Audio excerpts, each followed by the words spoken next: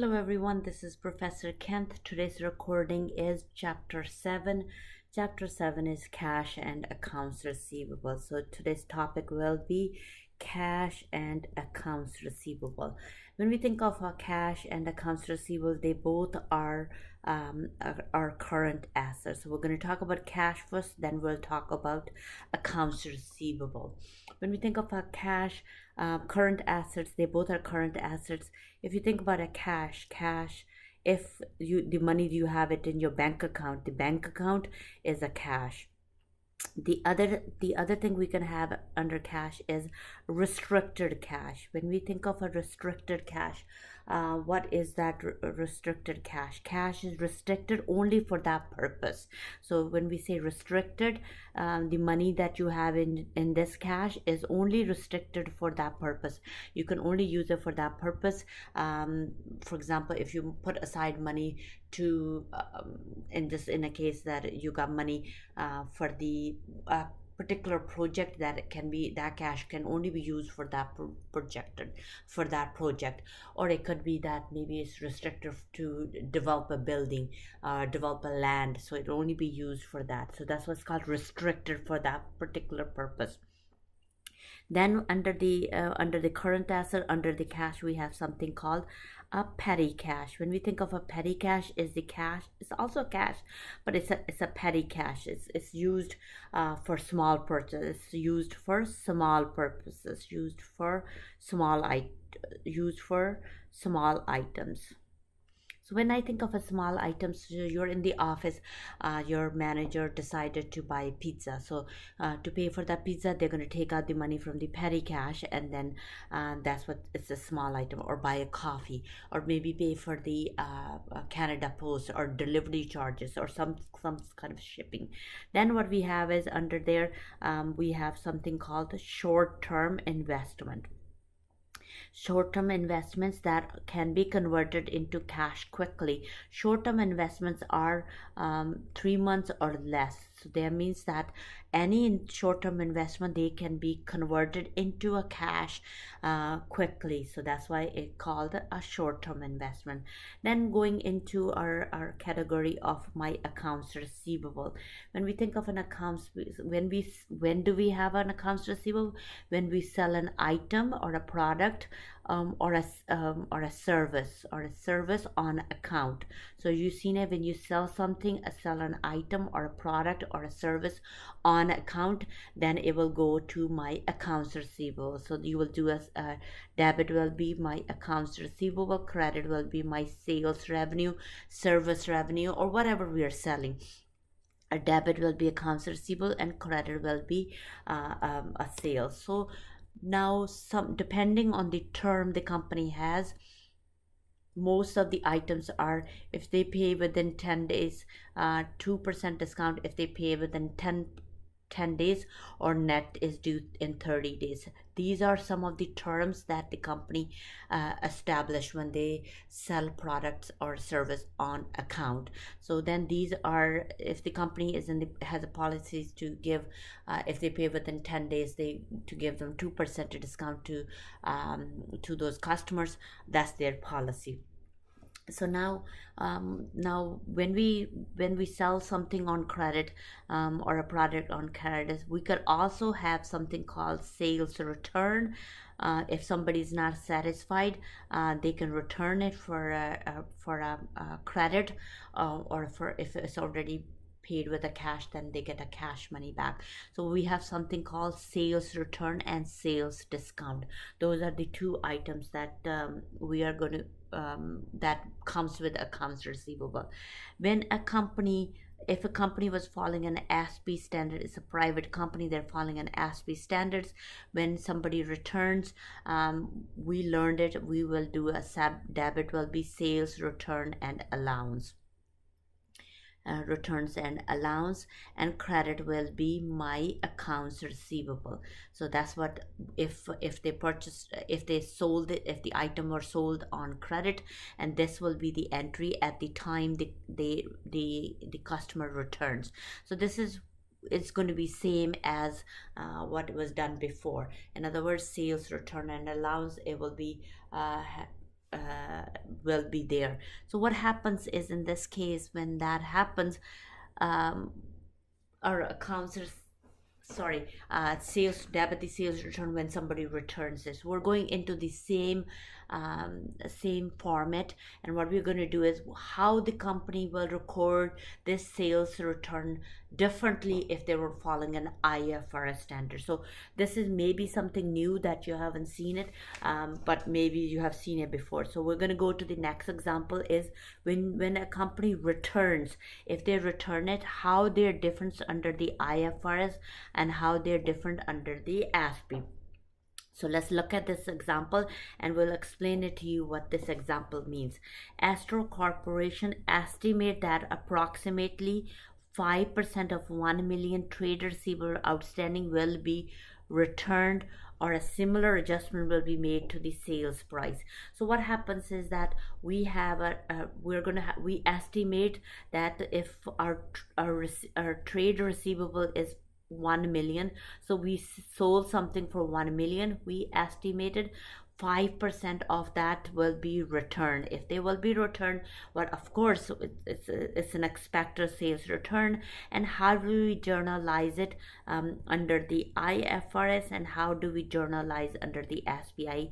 I told you how to journalize under ASPE, but we're going to do it together. So in this case, we know we sold something on credit and that was for $1 million. We estimate 5% of that will be expected return. In this case, 50,000 will be expected return. If the company was following an IFRS, you estimate that your return will be 5% of the sales. So how do we record this return? So what we're going to do is, when we record it, we debit the sales revenue. So in this case, we will debit the sales revenue, and credit will be called a refund liability. So in other words, we have to set up a liability for the return, the estimated return. In this case, and that will be for the 50,000. So we cannot recognize the 100% of the revenue until the estimated period is over, or depending on how long they have to return this. So when that period is over, that's when you will have to reverse this entry. So in this case, that's when you'll reverse this entry. But under the ASPE, you will do it, your first entry will be sales, return, and allowance.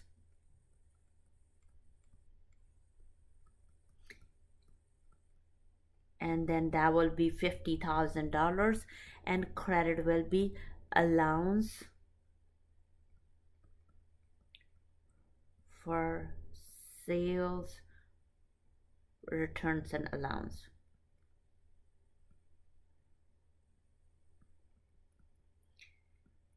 In other words, this is an allowance account. It will sit under my balance sheet, and this will sit under my income statement. So this is the entry they will have to do.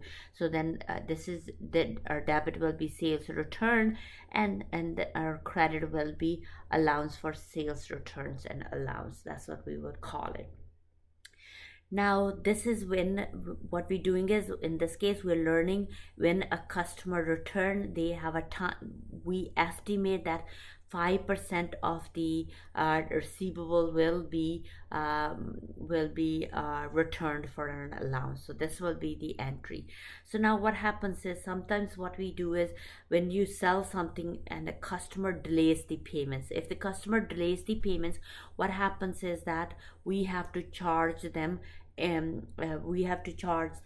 interest. So if we have to charge the interest on the outstanding balance, how do we record our accounts receivable at that time? So if there is a interest rate built in and there, so in this case, if you look at, the furniture company makes a sale on account for $1,000. So what we did is, we made a sale on account, debit will be accounts receivable, credit will be my sales.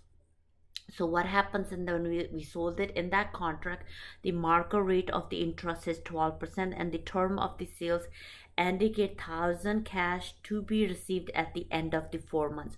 We're not receiving the money today, but we are giving them 4 months to pay for this accounts receivable. So we're giving them 5%. we're giving them 4 months to collect it. Our normal terms are net 30 or net 60. The maximum we could have a net 90, but sometimes if it's more than 90, they're called overdues.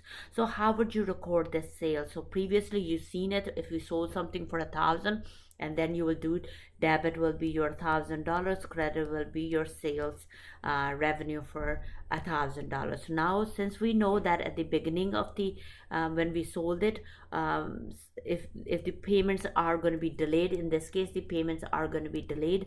How delayed they will be? 4 months. For what we're going to do is we have to record our sales. It said what amount should be recorded for this sales and related accounts receivable. Then, and this is previously we learned that we will do a debit the accounts receivable, credit the sales. Now what we're doing is we're charging them the interest. If you're charging them the interest, your accounts receivable and your sales will be different. How different they are going to be? You have to, if you have to calculate the present value. And how would you calculate the present value? In this case, what you're going to do is you're going to receive $1,000 4 months from now. What is my N? My N is, in this case, it's when we think about it, N is your 4. Your IY in this case will be your of course you have to convert everything into months. In this case your IY is 12, and 12 divided by 3, you will get your IY will be your 4. Your N will be 4 divided by 4, which will be, in other words, if it's 4 months, there's 3 quarters every 4 months. So every 4 months in a year. So this is my 3 months. Sorry, there's 3 every 4 months, so that's 3 times 4 will be your 12% interest you're going to calculate. Then what we do, we have a payment in this case. No, we do not have a payment. Payment is 0. And what we're going to do is we are going to compute our present value. Our present value will be 961.56. They were recorded 961.56. 961.56. Now they in the book what they said is that the difference between the 1,000 and 961 is not a material. It's not a material amount. If it's not a material amount, it is okay for the company to record the sales. Debit will be accounts receivable and credit will be my sales of 1,000. So company has a choice to record the sales and accounts receivable for 961.56, because what they're doing is they're charging an interest because their payments are going to be delayed for 4 months. In this case, the time value component is not material, so that's why you have a choice here to record the sales under the sales for 1,000 or a sales for $961. Our next example is taking us to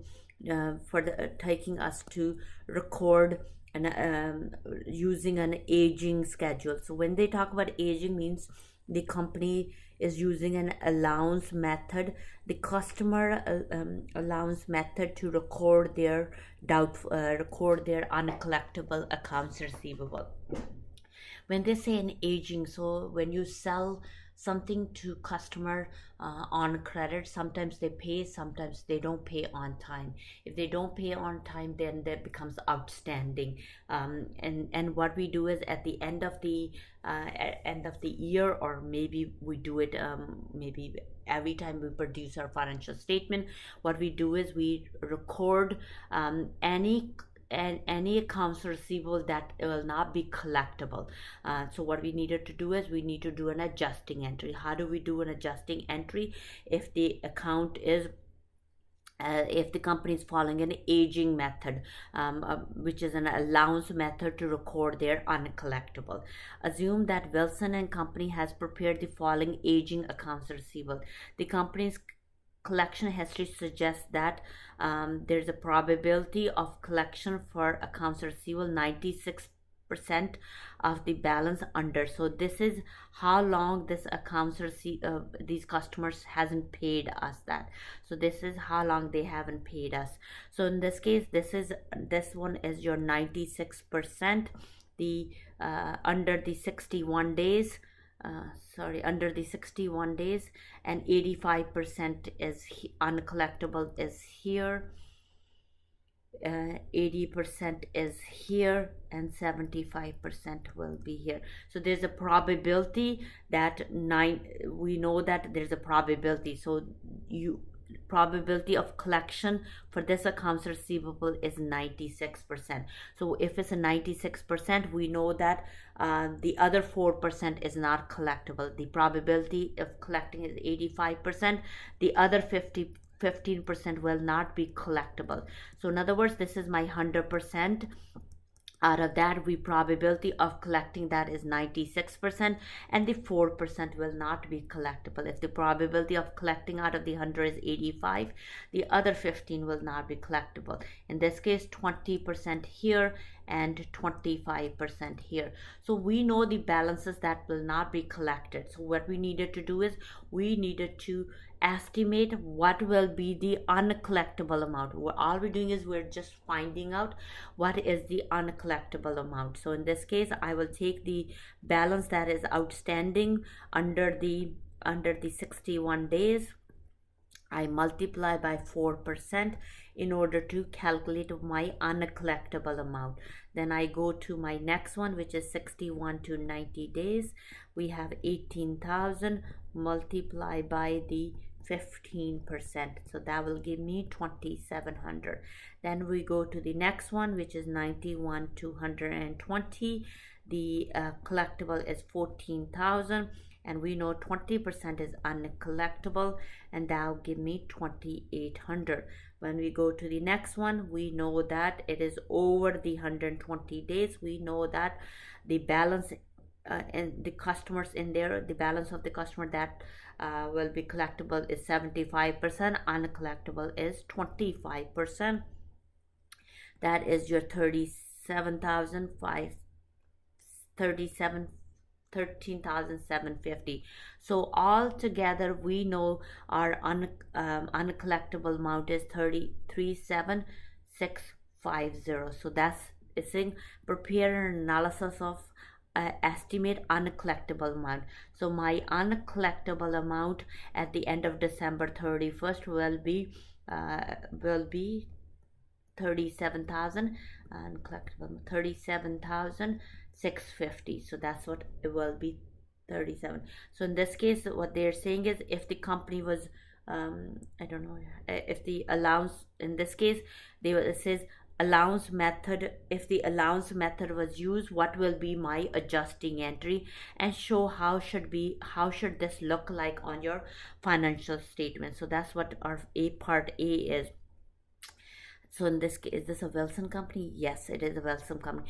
Now we know that we have to record this transaction. How would we record this transaction?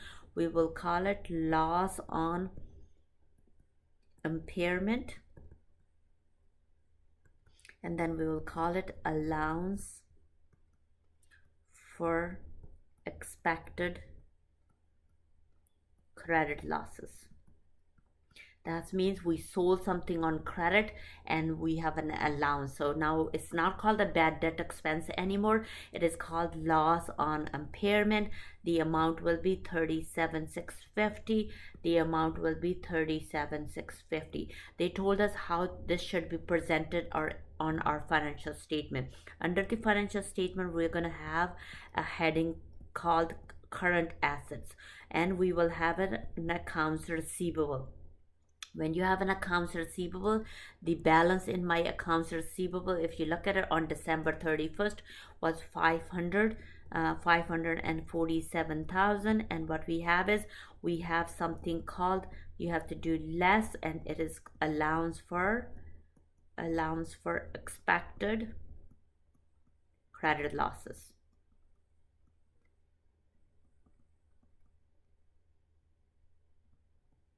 And that is 37,650, and then this difference between the both will be called a net accounts receivable. So difference between the both will be my net accounts receivable.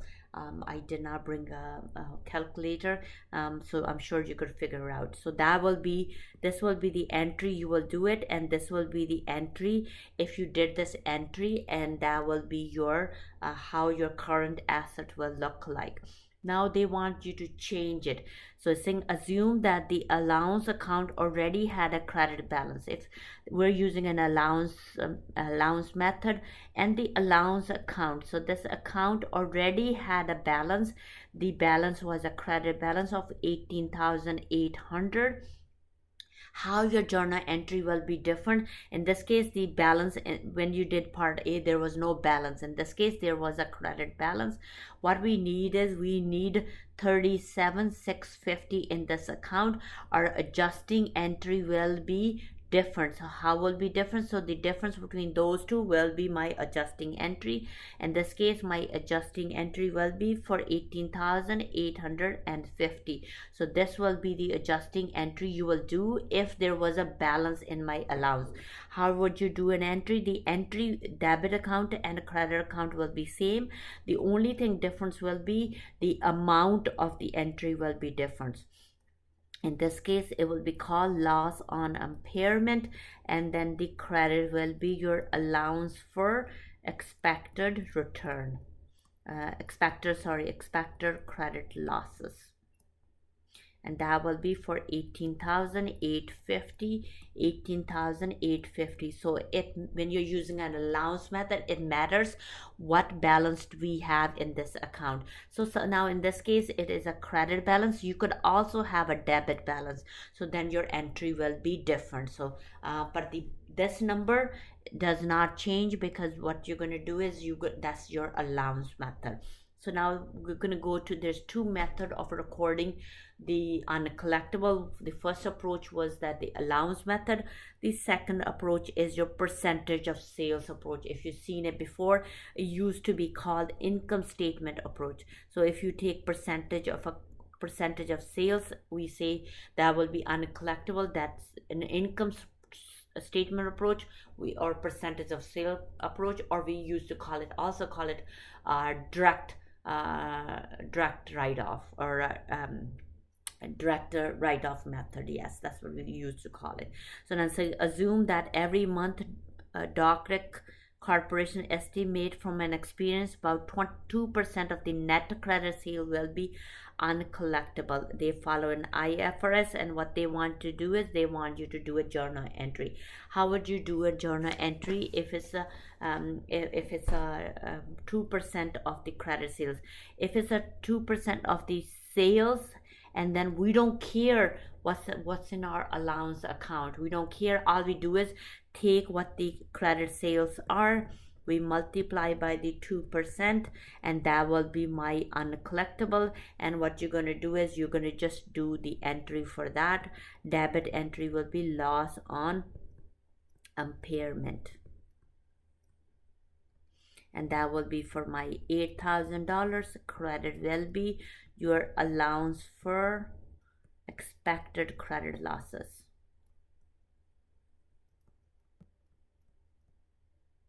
That will also be $8,000. So this is what we'll do. So there's two method again. One could be aging or an allowance or an aging. The second one will be percentage of sales, or we call it a direct write-off or an income statement approach. That's what we will do. Going further in my accounts receivable, what happens is that what happens is they want you to do an adjustment for the loss at the end of the year. This chapter is all about AR.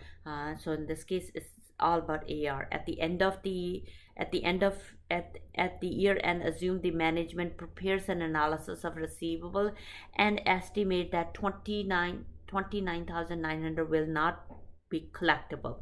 So that will be the balance in the account. You need that balance in that account. If you need that balance in that account, we wanted to know, did we had a balance in the account before in order to do my adjustment. So when they say allowance method, if they want you to do an entry for the on a collectible, if there is any balance in there. So in this case we had a balance of 27,500. The balance that we need is 29,900.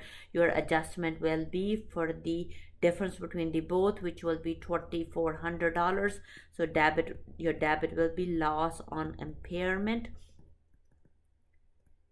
and then credit will be allowance for expected losses.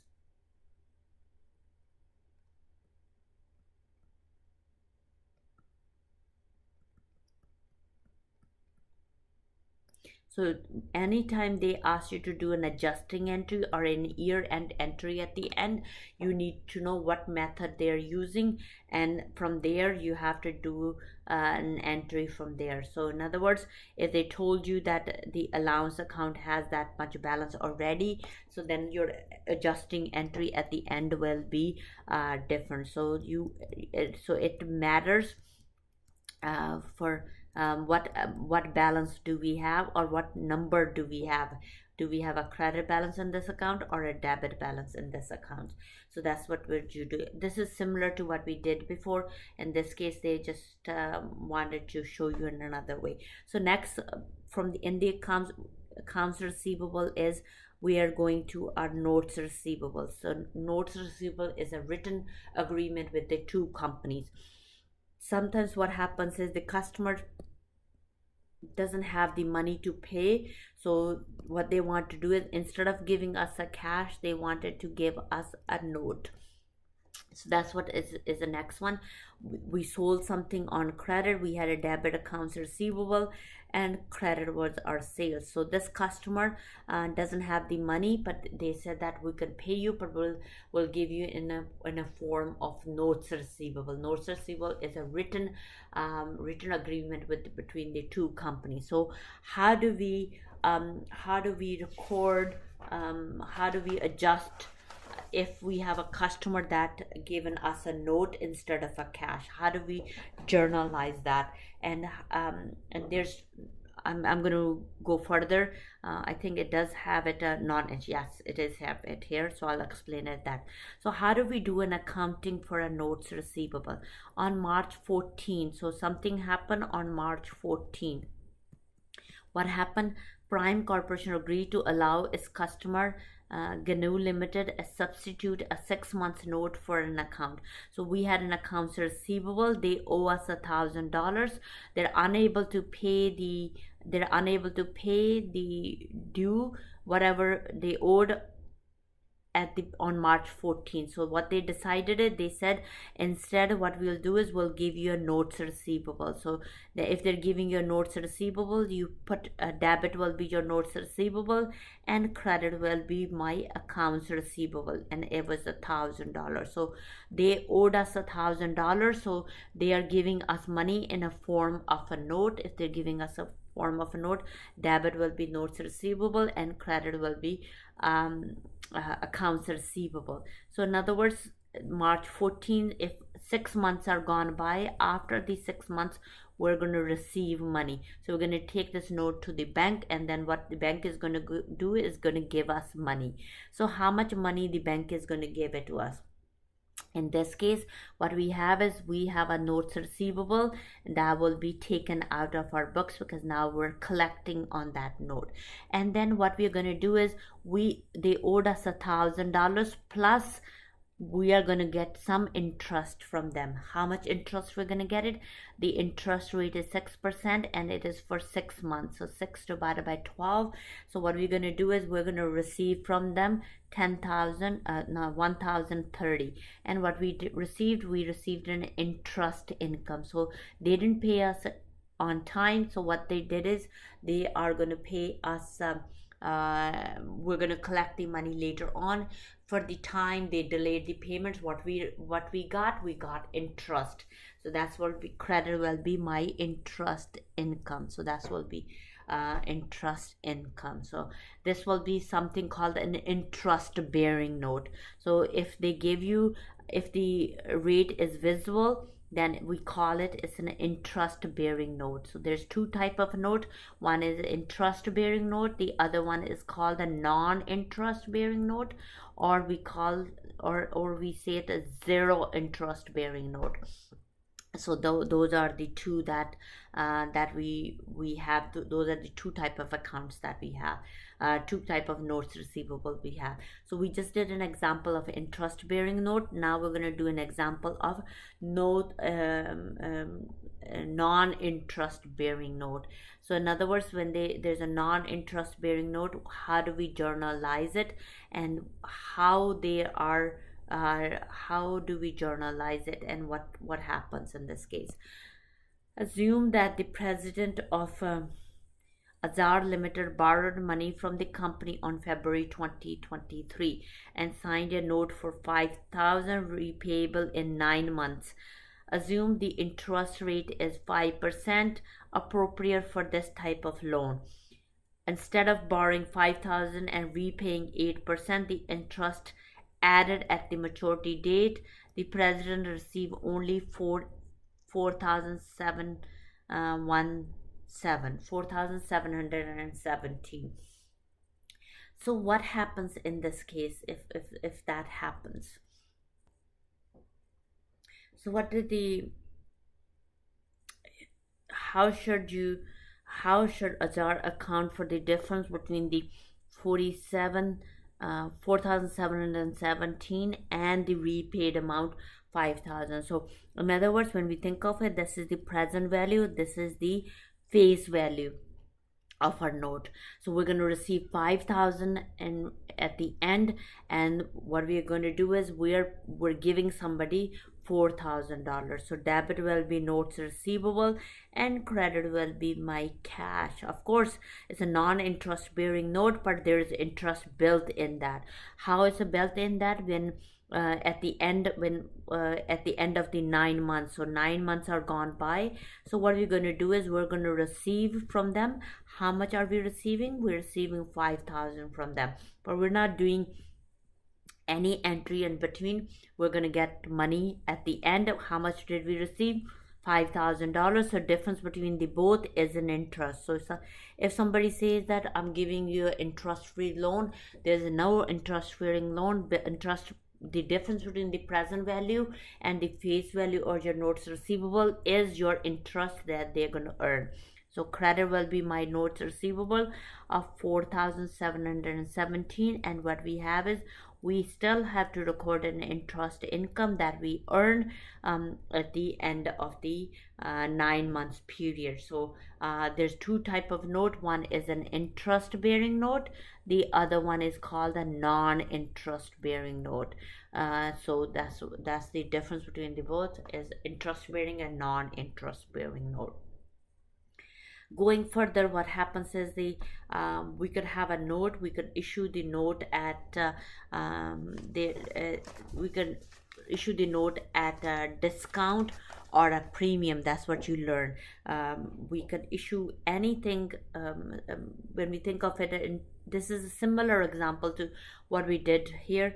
I thought I was talking about effective method. Yes, they are talking about it later on. So what happens is that we could issue at a par value. When a par value, it could be a discount or it could be a premium. So these are, you probably learned these ones when you were doing bonds. So similar to the bonds, in this case we're doing on the asset side instead of the liability. In other words, when you have a present value and you have a face value, if they both are at 100, if you issuing the note at 100%, it's a par value. When it's a less than 100, it is a discount. If it's a more than 100, it is a premium. So that's what we're going to be learning about the next three examples will be that. So if you issue at a par value, how do you know it's a par value? When the face value of your bond of your note and the present value of your note, they both are same, then it's a par value. If they're not same, either it's a discount or a premium. Sometimes what happens is that we have two rates. We have something called a coupon rate, which is your interest rate, or a coupon rate. And the other one is your a marker rate or yield to maturity, marker rate or yield to maturity, or this one also called the stated rate. So stated rate, and the market rate. So if they both are same, the marker rate is 10%, the interest rate is 10%. If they both are same, then another way of saying it, it is a par value note. How do we know it is a par value? You could look at saying, are they both 100%? So the value, they both are your present value and future value. If they both are same, then it's a par value. Or if the both interests are same, then we know that it is a par value. But what if you don't know and you wanted to calculate it? How would you calculate it? In this case, we know the present value. They told us in this case we could calculate the present value. You could compute the present value. Before we compute it, we need the face value of our note. Our face value of our note is 10,000, in this case $10,000. Your N is how long? So did they tell us how long?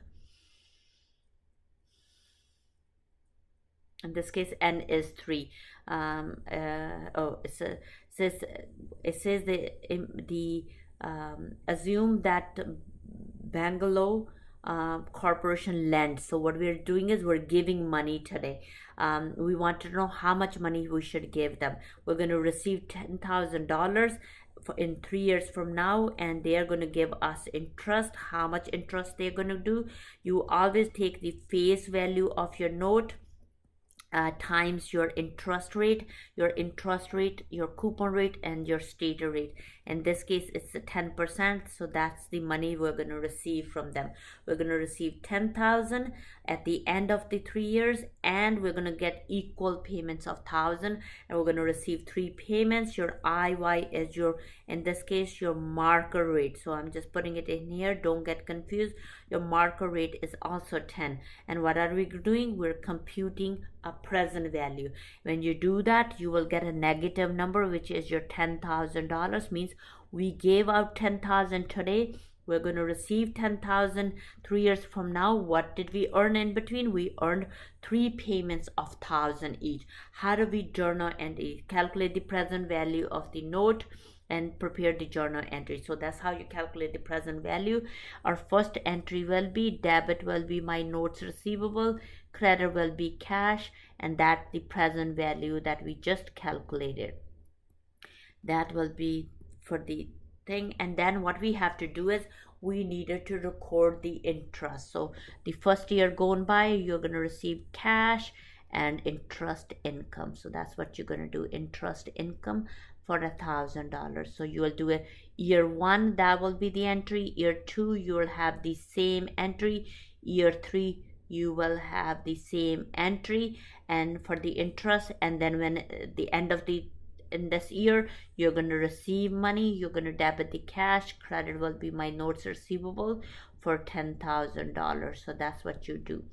So in other words, we received our money, that 10,000. In return, we received the 3 payments of $1,000 each. So that's what is called interest bearing note, and this is how we calculate the present value. And sometimes what happens is, if it's a 0 interest bearing note, there is no interest. If there is no interest, what we need to do is we have to calculate how much interest. So this could be a multiple choice question. Calculate the implicit rate of interest or a marker rate.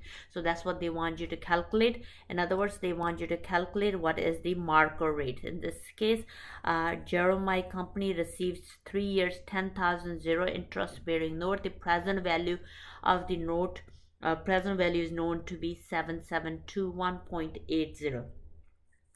So what happens is we received it. So we received money. So the present value we received was 7721.80. Your N is your 3. In this case, it's a zero interest bearing note. If it's a zero interest bearing note, there's no equal payment. That will be payment. Your IY we need to compute, but the face value of that we're going to pay them is $10,000, and that will be a negative. And what we are going to do is we are going to compute our IY. When you do that, it is a 9, it comes out to be 9%. So what will be my entry? Debit will be your notes receivable, and credit will be your cash. That will be my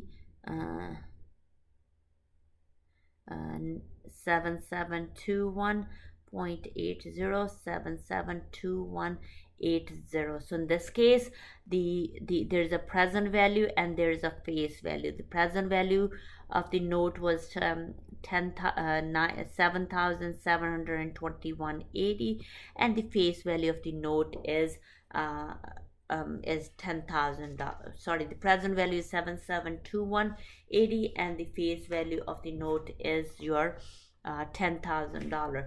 So when there's a difference between this, you could have a discount or a premium. In this case, the present value is lower, and then we call this as a discounted note. So we call it discounted because the present value is lower.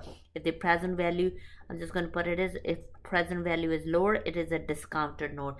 And how much is the difference? The difference between the both will be whatever the number will be. I'm trying to kind of do it on my mind, but I will not be able to do it in my mind. I have to get a calculator. I will go get the calculator. Just give me a minute. So the discount is 2278.20. So this discount, the notes are recorded at a present value. If note is recorded at the present value, we still have to amortize this discount. You could have a note at a issue a note at a discount or a premium, but we still have to amortize this discount or a premium. When you have to discount this, when you do an I think they do talk. Oh yeah. So when we have when you have a issue a note at a premium or a discount, that discount is amortized. This discount will be amortized. So I'm just going to put it in here. Will be amortized. When you amortize this discount, there's two methods. First method to amortize is my effective method. The second one is your straight line. So there's two straight line to amortize that. So when you do, if it's a company following an IFRS standard, they will have to use the effective method. If the company is following an ASPE standard, they have a choice. They prefer to do straight line, but they can also use an effective method. So this is the same example. What we're going to do is we are going to, if you're given a question to do use an effective method and there's no marker rate, you have to calculate the marker rate, because we need both the interest and the marker rate in order to calculate my if we to amortize it. So in this case, we could have a company that could be using effective method or a straight line. So in this case, there's a zero interest bearing note, but we need a marker rate to amortize this discount. So when you do that, you have done it. This says prepare a 3-year discount amortization and interest income schedule. So what they're doing is they want you to calculate the amortization. So when we do it, in the first one is we always have a date, then we have a cash, we have an interest income, and what we're doing is we're amortizing the discount. You could have a premium or a discount. So in this case, this example is a discounting. Amortization is a discounting. We're discounting in an amortization table. So and then this will be called a carrying amount.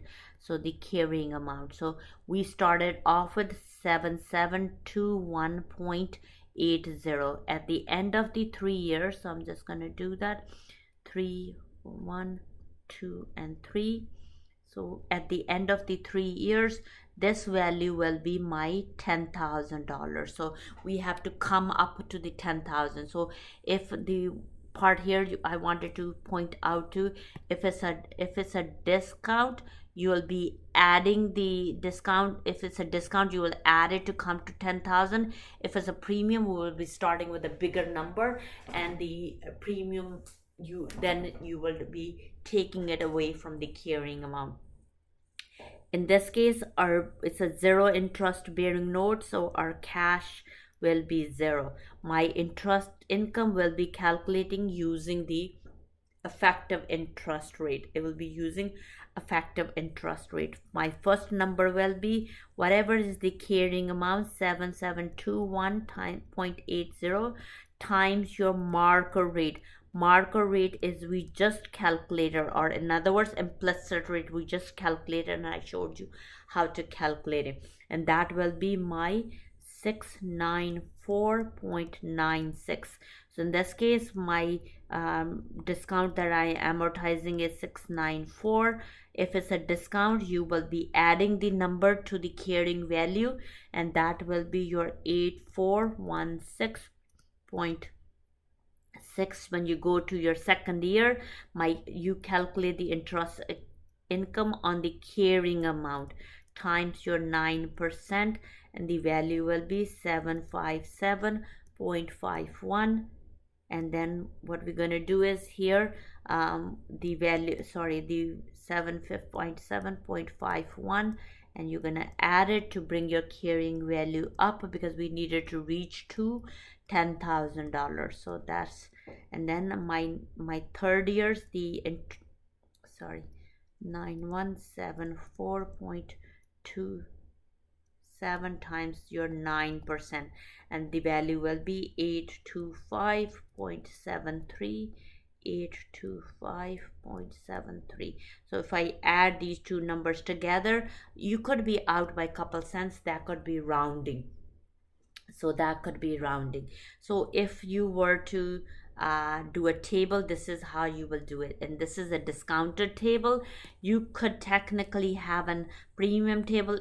Then you will be starting with a bigger number here. If you start with a bigger number, every time you're amortizing, you will be minusing the amortization amount. So now how do we do a journal entry for this? So you could be asked to do a journal entry for each year, or you could be asked an entry for 1 year. So let's do the entry for the first year. So if I was to do the entry for the first year, I will have a notes receivable, and I will have a cash, and that will be on the day we issued that note. So that will be 7721.80. 7721.80. Now we're doing it a zero interest bearing note. When you do the entry for the first year, I'm just going to show you the first year. You're going to do debit the notes receivable for 694.96, and then what we're going to do, we're going to record the entry for the interest income. So that will be your 694.96. Then year 2, your interest income entry will be 757.51. Year 3, your entry will be 825.73. By the time the third year comes, you will have a debit cash, and credit will be your notes receivable for a $10,000. So then you're clearing it out of the, that's a zero interest bearing note. That's what it is called, a zero interest bearing note. So if I were to do my notes receivable, just to show you, I started off with 7221.80. I add my first entry for the first year's interest. This will give you 8416.76, and you do the interest on that. So it will give you the same numbers that I showed you in the table, and I showed you how to record the interest income and how to make a payment for the last year. So a company, like I said, that company could be using an effective method, or company could be using a straight line. If it's company falling in ASPE standard, they prefer it's less work. ASPE will use that, and IFRS will use an effective method to record their amortization. So in other words, we have a present value of our note and we have a face value of our note. Face value of the note was $10,000. The present value of our note was 7221.80. So the difference between those two is my discount that needs to be amortized. In this case, the amount is 2278.20. If you're going to amortize on these using a straight line, then the life of this note is 3 years. You're going to amortize it. The amount of your amortization will be 759.40. In other words, what you're going to do is you're going to have a same entry every year. Just like a depreciation, you do a straight line, the amortization amount doesn't change. Same thing. So every year you're going to do a entry for notes receivable and the interest income, but the amount is not going to change. The account is not going to change. When you do an effective, the amount changes. So in this case, there's no amount changes. So this will be your entry for the interest income for the first year, the second year, and the third year. You will have the same entry. Why is the same entry? Because the amount didn't change, and what the amount didn't change, so that's why we have the same entry for the interest.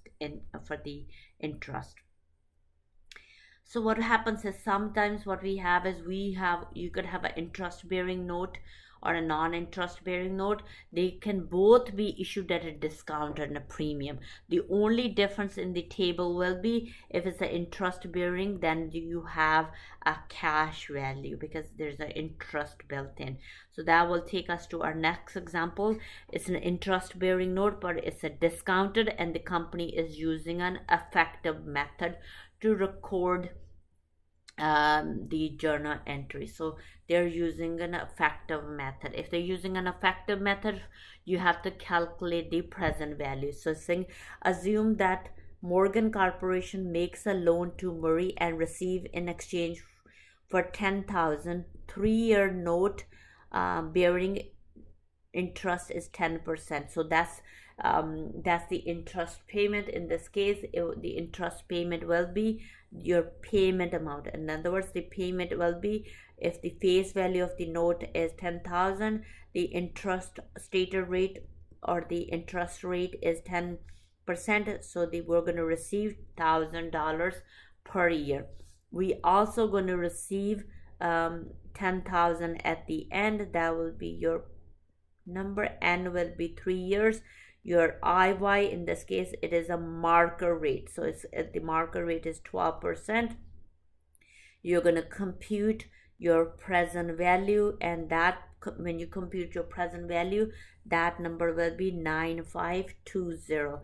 So you will do an entry. Debit will be your notes receivable. Credit will be the cash, which is 9520. When you work out this number will come as a negative number. That means we giving somebody money, the cash is going out. So debit will be notes receivable and credit will be your cash for 9520. So in this case, now the company could be using now the next example is that the same one. Is this a Morgan company? Yes. So in this case, what we are going to do is we have a present value of our note and face value of our note. So those are the two. The present value of our note is 9520. The face value of is 10,000. So difference between the both is my discount that I have to amortize. Either you amortize using an effective method or using a straight line. So the difference between the both, one has a effective and one has the other one. So let's do the effective first, and then what we'll do is we'll use a straight line method.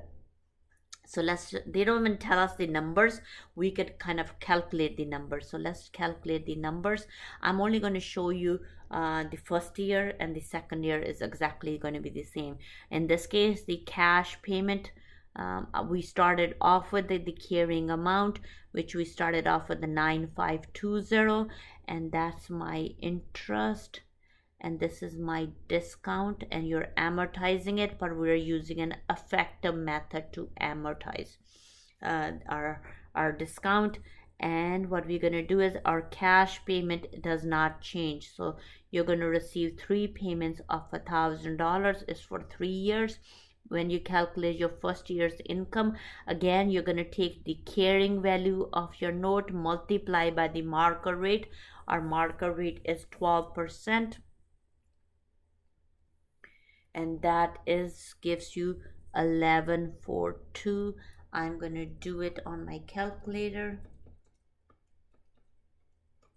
1142.40. So then now what we're going to do is the difference between the both, we already amortized it, so if I take the difference between the both, that will be 142.40. It's a discounted, so I will add it to my carrying value. 9520 will give you 142.40, gives me 9662.40. When I go to my second year, I will calculate it on my carrying value times your 12%, and then you're going to carry on finishing it. I'm just going to do one more. 12%, it will give me 1159.48. difference between the both, the cash and the amortization. Interest income is my amortization, and then I'm going to add it. In other words, you are going to come up with the $10,000. You might be out by $1 or $2. So the entry does not change how we do it. What we're going to do then, the entry is, because we recorded at the present value, notes receivable is recorded at the present value. How is it different from the entry? If it's a straight line, then if it's a straight line, you're going to do, again, seems like it that I'm keep repeating myself, but the question is asking us to repeat it, so I'm going to do that. Difference between the both is your 9520 minus your 10,000, gives me 480 is your discount, and that discount is amortized. How is it amortized? Over the 3 years. In this case, it will be 160,000. So your amortization amount will be same for the 3 year. Under the effective, it will be different. So that's the difference between the both. One, the discount amount changes. The other one, discount amount does not change. So now we're going to go to our next example. Our next example is taking us to when you receive a note in exchange for a land. So that's what happens. So when you receive a note in exchange for a land, it's saying that Oasis Corporation sold a land in exchange for 5-year note. Maturity value of the note is 35,247. So if we were reading it, your end is 5, your face value is 35,247. That's what it is.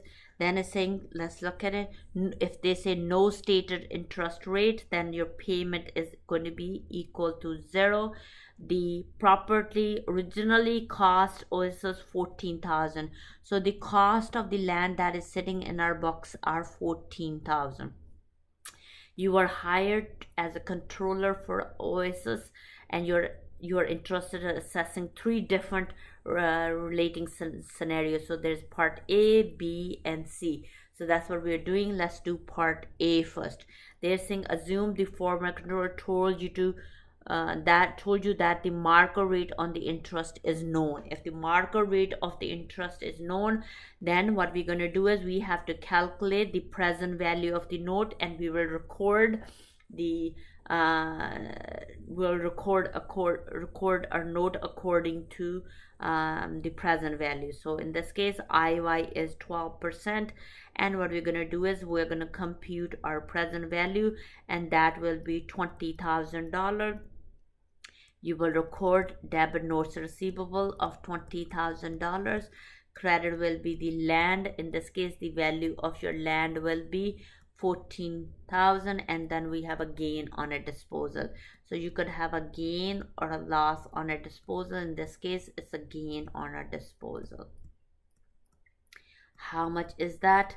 That is my $6,000. So that's what it is. Now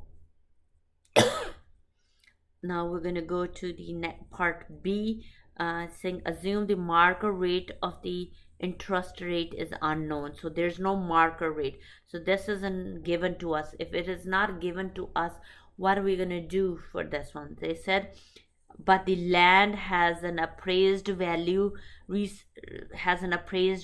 for 20,000. For the future cash flow is known to be 35,240. So if it's appraised, your land is appraised for 20,000, that's the value of your land. So in this case, what we're going to do is we're going to give up a land that will be that is worth $20,000.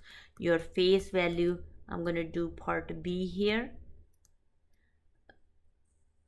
and they're saying, and what entry should be recorded, and the interest should be used to amortize the discount or the premium. So what we need to do is we needed to calculate my IY. So future value of this face value of this note is 35,240. My N is still 3.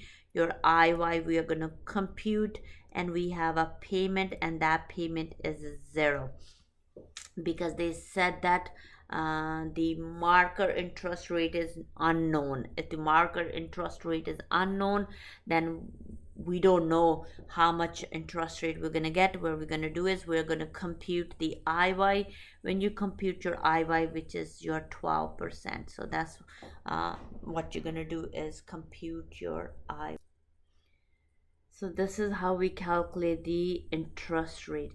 In other words, if the value is appraised $20,000, we still the value of the land in our, if you were to think about the value of our land in our books was 14,000. As soon as you do an appraised value, you have to increase this value to $20,000. So then you still have to record the gain. How would you record the gain? Debit will be land of $6,000. Credit will be your gain on disposal. So $6,000 at that point. Then what you're going to do is you're going to then you do the entry, but they're not asking you to do an entry here.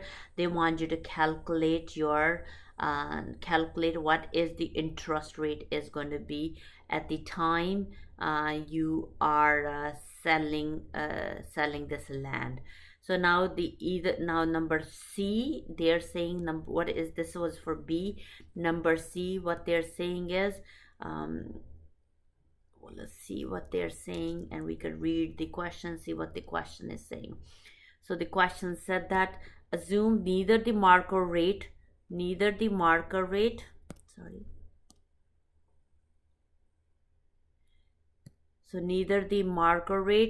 the fair value is known. What journal entry should be recorded? So if it's not known, then what we're going to do is we're going to compare it to somewhere for the same product. So that's what you're going to do. You're going to compare it. What you're going to compare in this case, you will look at it and saying what interest they should be charging. In other words, it will be sort of a it'll be same as what we did in part A. So you will do the same entry as a part A entry that we did. So debit one note, in this case it will be notes receivable, which will be your 20,000. Your land will be what the value is in your books, and you will have a gain or a loss on a disposal, and that will be for your $6,000. And the marker, then what we will have to use there, we have to calculate the marker rate. In other words, you have to calculate the IY. How will we calculate the IY, which was 12%?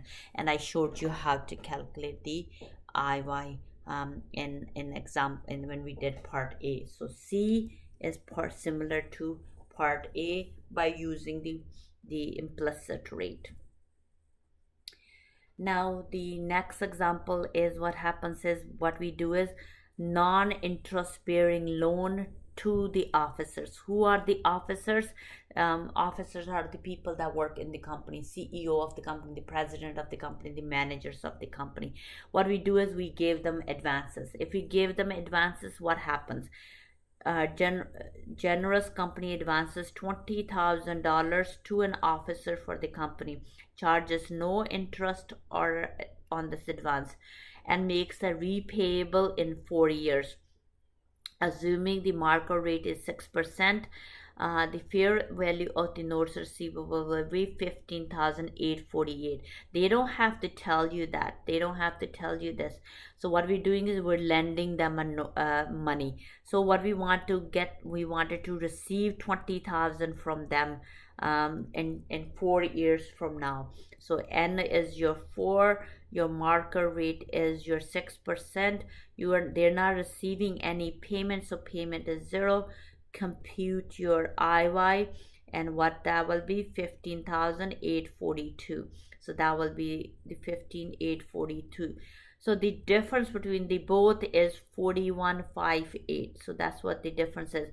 So what we did is we gave them an advance. So if you gave them an advance, what happens in that case? So how would you do an entry? Debit will be notes receivable. In that case, that's the present value of your note. That's what you're going to do. What we're going to do is we are going to give them an advance of $20,000. So the difference between the both will be their salary. So in this case, you debit the salaries and wages expense. 4158. So in this case, you are giving somebody a money, CEO. You're not charging them interest. Instead of charging them the interest, what you're going to do is, how would you record it? It has to go to your income statement. You will record it as a wages expense, salaries and wages expense. So that's what you will record as a salaries and wages expense.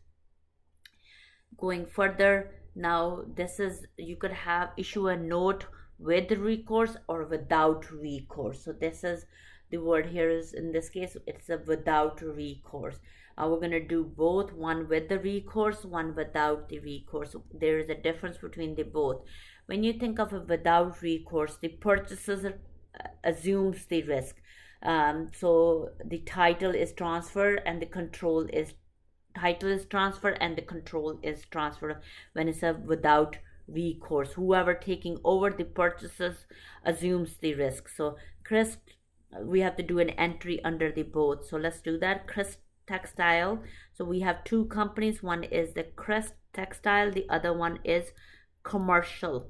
So what happens is we need money, and what we do is with the money we have accounts receivable. What we do is we call it, if this is called factor. You factor your accounts receivable, you get some money right away. So we are in need of money, so we went to this company which is Commercial Factoring. So what they're going to do is they're going to collect our accounts receivable. If the accounts receivable doesn't pay them, they bear the risk. We transfer the title, they bear the risk. So how do we do journal entries under both companies when the company is saying a without recourse? In this case, it is a without recourse. Crystal Textile Limited factors 5,000 accounts receivable. So they had accounts receivable. What they're going to do is they are going to get rid of their accounts receivable, and who they are going to give it to? They are going to give it to Commercial Factor. So they will have a debit. So they're going to, one has a credit, the other one will have a debit. So that's the first line on a without recourse basis. The receivable records records are transferred to commercial. So we wash our hands, our records are transferred, which takes over the fully responsibility of the commercial collection. Commercial factors assesses the finance charge of 3% of the amount of accounts receivable. So what happens is that what we have is we have something called um, we have to pay the finance charges. So what we have is, if we have to pay the finance charge, how much we're going to pay them, we have to pay them 5,000, whatever 3% of our accounts receivable. We're never going to collect this because this is part of our, we lost that money. In other words, we have to pay them. In this case, that will be loss on disposal of accounts receivable.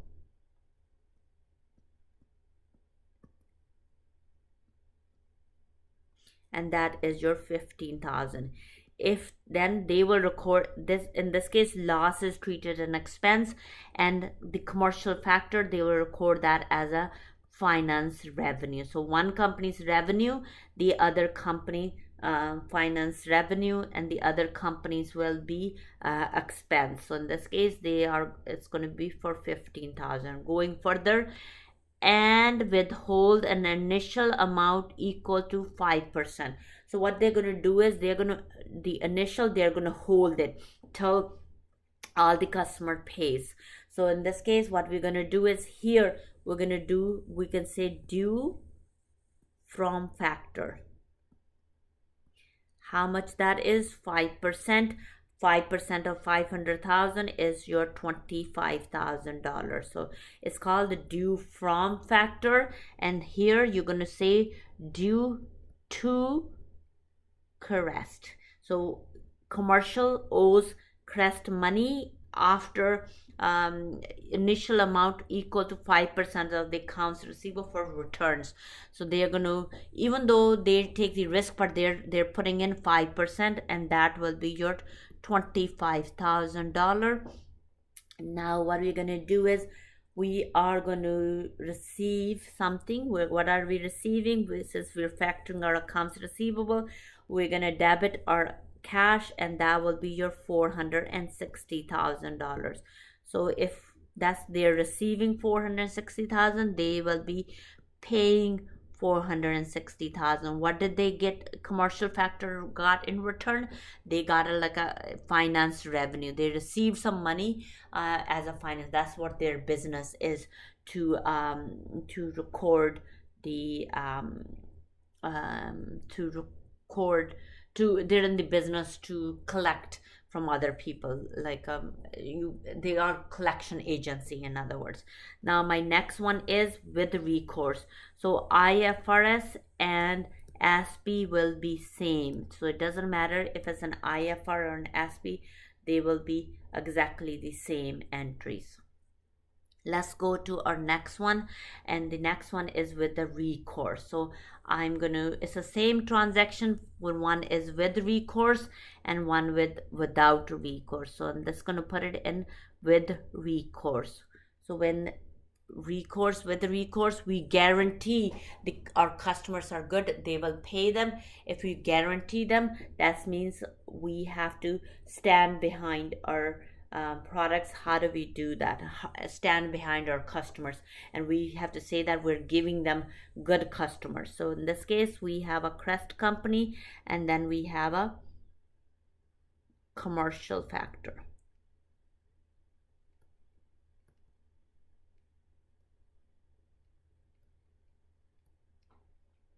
In this case what we're going to do is, I will do the cash will be exactly the same, 460,000. We have accounts receivable that we are giving with recourse, which is your 500,000. So that didn't change. So in this case they will have a accounts receivable 500,000. In this case they will be giving cash of 460. Now they are saying, if when it's a with course, you will have an extra liability. That's the difference. If there's an extra liability, it is called a with recourse. It's an extra liability. So extra liability is there till the customer pays. If they fail to pay, they're going to keep that money, the 6,000. We have a liability and we have to pay them. And how do we record that? In this case, we will call this as a recourse liability.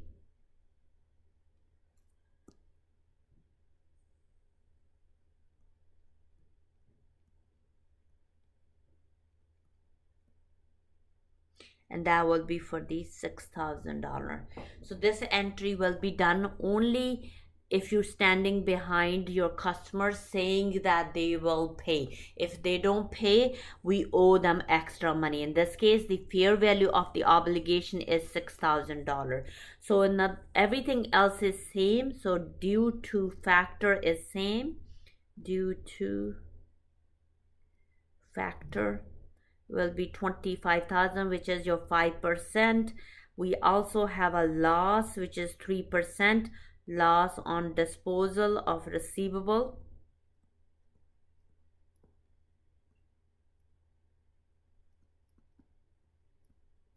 And that will be, we already calculated 3%, and we also have to include the 6,000 that we have an extra liability for the because we were standing that our customer will pay. In this case, it will be 21,000. Your entry is a little bit different. In this case, the only difference is here we have the 6,000 will be our loss.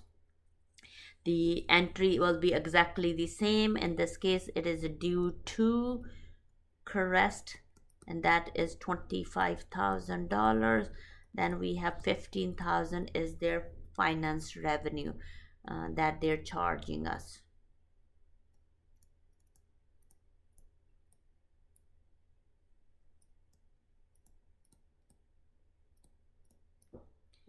Then going further, what happens when the customer, this could happen too.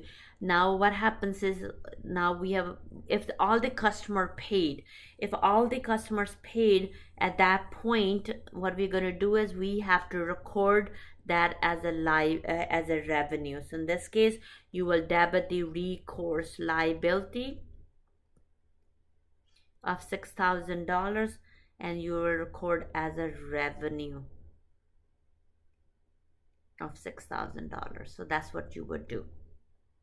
When the time is over, all the customer, the commercial factor collected from the customers, and they given us the okay that everybody paid. At that time, we can reverse the liability. That's what we, so in other words, we charge it to the expense, then we have to make it as a revenue. So my next one, the next topic in this chapter was calculation of accounts receivable turnover. In other words, why do we need to calculate? To evaluate the liquidity of the company for their accounts receivable. How do we calculate? There is always a formula, and then in this formula, what does this formula tells us? Let's do that. We have a net sales.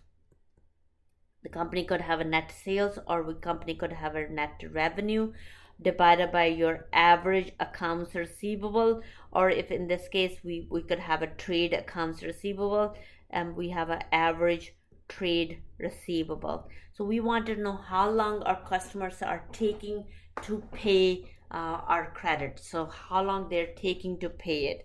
So how do we know that? Of course, we needed to know the company's sales. In this case, a Canadian-based company in the power generation, transmission, and distribution business reported a revenue of 3,905. So that's the revenue, 3,905, and trade receivable, including the contract asset at December 31st, 2018 and 19. So when they say average, means beginning and ending.